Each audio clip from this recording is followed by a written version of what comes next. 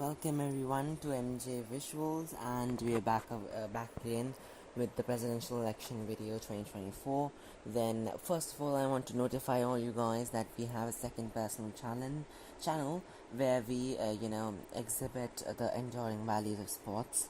It's named Elite Youngsters FC. I would request and recommend you to visit that channel. We'll be soon uploading videos. Meanwhile, the topic here right now in MJ Visuals is Harris versus Trump.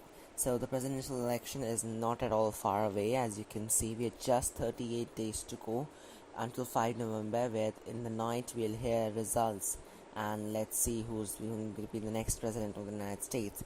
So if there are 38 days left, we have the time to predict that who is going to be the president. So today's video will be influenced by past election results and the top battlegrounds RCP average for right now. So let's just quickly fill the safe states for each side. California, Washington. Okay, I think there's an issue in this map. The colors are not true. Yeah, Washington, California, then the state of Hawaii, Illinois, New York, Vermont, Connecticut, Delaware, Maryland, District of Columbia, and Massachusetts, along with Maine's 1st Congressional District, will be safe for Harris. So Harris has literally no doubt about these states. These states have over 95% chance to vote for Harris. Then safe states for Trump will count Utah, Idaho, Wyoming, Montana, North and South Dakota, Nebraska, all except the 2nd Congressional District, Kansas, Oklahoma, Arkansas, Louisiana, Mississippi, Alabama, Tennessee, South Carolina, Kentucky, Indiana, West Virginia, Missouri, then and Alaska as well. So yeah, those states are more in number than Harris's, but the electoral vote matters. So Trump starting at 125 is trailing 30 electoral votes down, with Harris at 155. So to make sure that it is balanced, now we'll be moving on to the safe states. So for Trump, the safe states will count as: in 2020, Trump carried Iowa by 8.2 and Ohio by 8, and Texas by 5.6. But in 2016, Trump carried Texas by 9, Ohio by 8.1, Iowa by 9.4. In 2012, Iowa and Ohio were Obama states, and Texas was a solid Republican state. So Texas has shrinked over time, but this time Ohio and Iowa look a strong figure for him. So Iowa, Ohio, and Texas for this video will be safe Republicans. Then we have the Maine 2nd Congressional District, which in 2020 voted for Trump by a 7.4% margin. In 2016, that was a solidified lead of 10.3.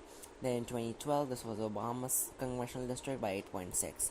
So Trump was a good figure from the Republican Party to shift back that more solidifying blue lead into a red one. So Maine's 2nd Congressional District will be likely Republican for our video.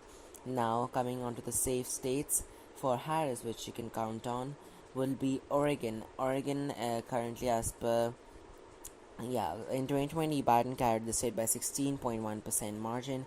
In 2016, that lead was slightened by 11 points, where Clinton carried by 11. Then in 12, Obama. So it has been more and more Democratic this time, but the previous polls I've shown to you guys that they were shrinking. So for this video, Oregon will be a safe Democrat. Then moving on to the central part of the country, where the 15 electoral votes of Colorado and New Mexico will be tested. In 2020, these two states were Biden states by double digits. In 2016, Colorado was won by Clinton by a margin of 5 percentage points, and New Mexico was even more solidified blue with 8.2. Then in 2012, New Mexico was solidified by Obama by 10 double-digit margin, but Colorado was literally half of New Mexico. So, but this election, the trends going like Colorado and New Mexico will be almost same by a margin in the case if Harris carries them, which she will obviously do. Nebraska's second congressional district has been pretty interesting. In 2020, Biden carried this congressional district by 6.6. In 2016, Trump gained it by 2.2. So, and in 2012, Romney had a hold over it. So, yeah, the Republican hold over this area has been shrunk, and Biden flipped this congressional district by 7.6% margin in 2020. So, this time, I think by near maybe the slightest of the margins, Nebraska's second congressional district will also go to Trump. So that's a tilt congressional district. Coming on to Maine as a whole.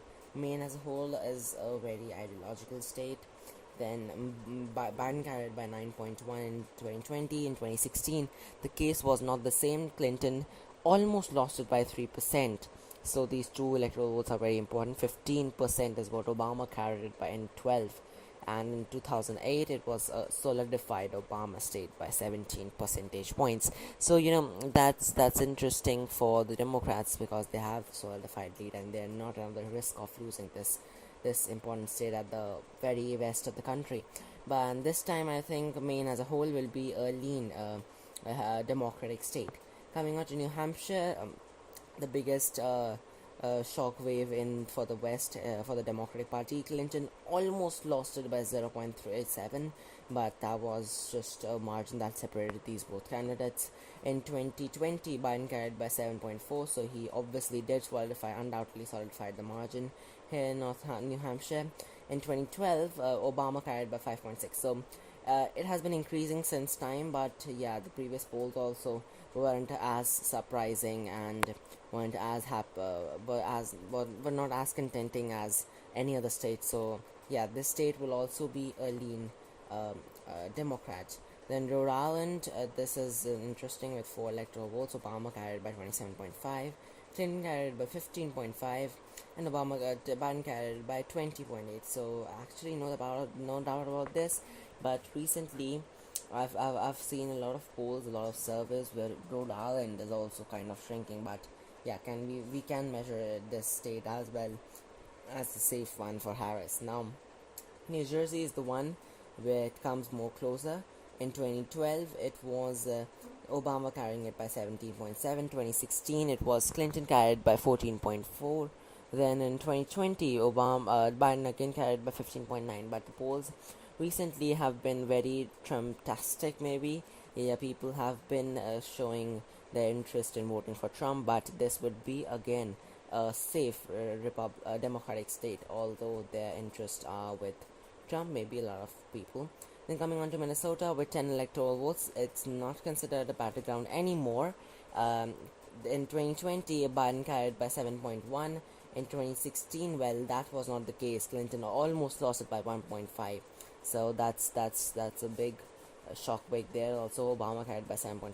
So Midwest was not as good as Obama anticipated in 2012, but it was even worse in 2016 for the Democrats. But this time, Tim Walz's home state, Harris's running mate, will let Harris carry the state by, I think, almost a 6 to 7 percentage point margin. So that will be a safe, can say a safe or maybe a lean Democratic state.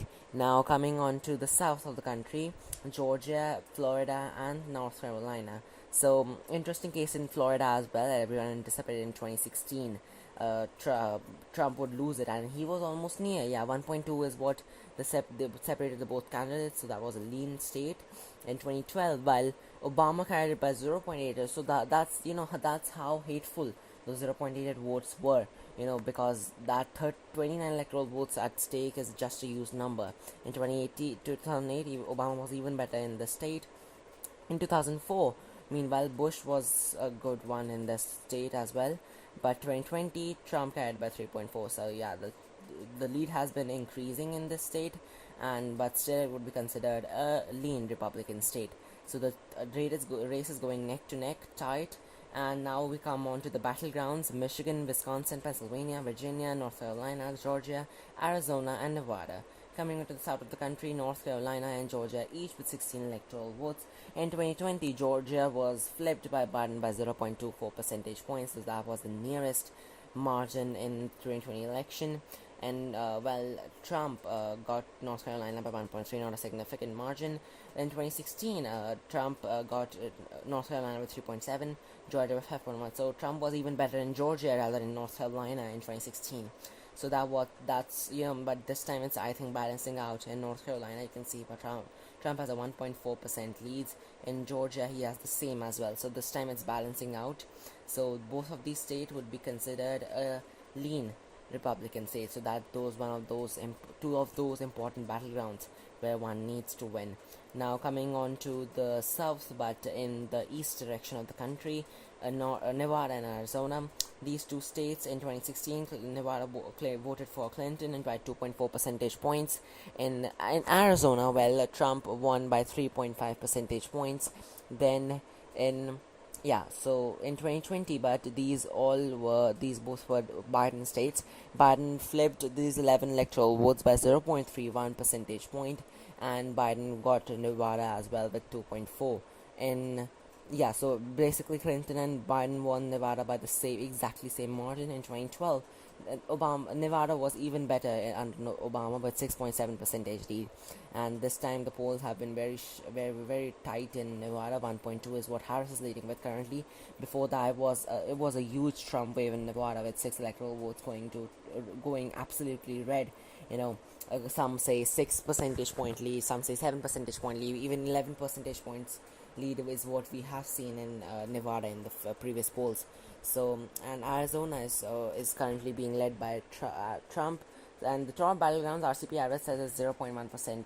It's just a matter of just 0.1% that could reflect any moment, because 38 days are still a lot to flip the campaign this side and that side. So Arizona, we're sure about it will be a lean Republican state, but Nevada is still a doubt. I think it would be a Democratic state, but a lean Democratic state. So those are the 6 electoral votes going there. Meanwhile, coming on to the real election, where the real election comes into play, is Wisconsin, Michigan, Pennsylvania, and Virginia. 57 electoral votes. So these are the states where the actual election will come into play. Battlegrounds, that's what we know them for. In the state of Virginia, this state has been pretty interesting as well. In 2012, it voted for Obama by 3.9 percentage points. In 2016, even better, Clinton 5.3. In 2020, even better, 10.1. That went to double-digit margin. In 2008, so Obama, so it has been increasing with time and decreasing as well in this election campaign also. So it would be a Democratic state, but not with the margin that we anticipate, that the Democrats anticipate. So Virginia will be a lean Democratic state. Coming on to Michigan, Wisconsin, and Pennsylvania, where the re-election comes into play. I am repeating again. Trump is at 263, so he needs only Wisconsin to win the election. But it would be good if he wins, all three. Then a lead would be much better. Then he would repeat the previous 2016 election results. So coming on to Wisconsin has been pretty interesting as well. Coming on to the story of Wisconsin, in 2000 it voted for Gore by 0.22%, and 2004 even Kerry is 0.38%. So a big wave in Obama campaign, 13.9 percentage points. Then 2012, Obama again 6.9. Then in 2016, Trump stayed 0.76.